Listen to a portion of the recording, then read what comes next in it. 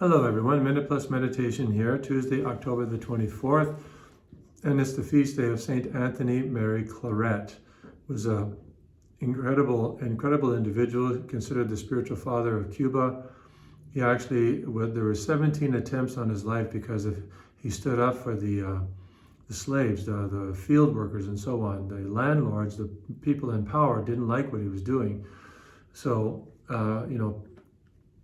it hasn't happened 100% of the time, but Anthony Mary Claret is a prime example of how a bishop stood up for the poor and the neglected and taught them their human dignity and taught them their faith, and how it wasn't liked by the people in power. Why? Because a little bit of knowledge is a powerful thing, right? You begin to understand your dignity as a human being and you'll demand certain rights. So, continue with the Epistle to the Romans, chapter 5. Just as sin came into the world through one man, and death came through sin, so death spread to all, because all have sinned. We find this repugnant, maybe not individuals like yourself, but many people find this repugnant, that we are infected by sin, we are sinners. And we're infected by sin because of the sin of Adam. And when Adam sinned, it passed down through the entire human race because he lost grace. He committed a mortal sin. And so we are born disgraced, right? Which means out of grace. That's why all of us need to be brought back into the family of God, need to be brought back into the supernatural life. We cannot just, through human perfection, raise ourselves. We can try to raise ourselves to a certain level, but that's not good enough. That's not sufficient. That's not what is needed. Certainly that helps prepare the groundwork, but in order to really heal the human condition, we need to be elevated to the supernatural level, and only Jesus Christ can do that. No other religious leader can do that. No one else can do that. No one comes to the Father except through me, because Jesus is not human. He's a divine person. He's a human being, but he's not a divine. He's a divine person. So, just quickly, therefore, just as the trespass of one led to condemnation for all, so the act of righteousness of Jesus Christ, dying on the cross, of one leads to justification and life for all. So that's our hope. Our hope is in Jesus Christ, right?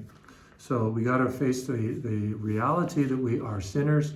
We are prone to sin, but Jesus has come here to redeem us from sin, give us the power to actually defeat sin and death. Over to the gospel, Luke chapter 12. Jesus said to the disciples, "Be dressed for action and have your lamps lit, like those who are waiting for the master to return from the wedding banquet, so that they may open the door for him as soon as he comes and knocks." One of the classic teachings of our Savior about the need to be dressed for action and have your lamps lit. Vigilance, to be on guard. The early Christians had a custom whereby they reserved a day of the week, and they call it the on guard day, the guard day, as it were. And it was a day when they really tried to be extra focused on their plan, what we would call a plan of life or spiritual regiment, and they would really try to work on that, so that for the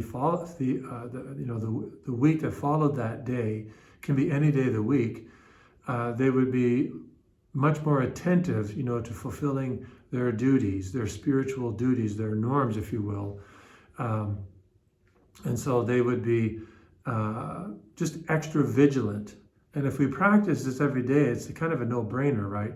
If we practice this every day, then one day it's going to be the last day, and we'll be practicing vigilance. We'll be ready when the Master comes.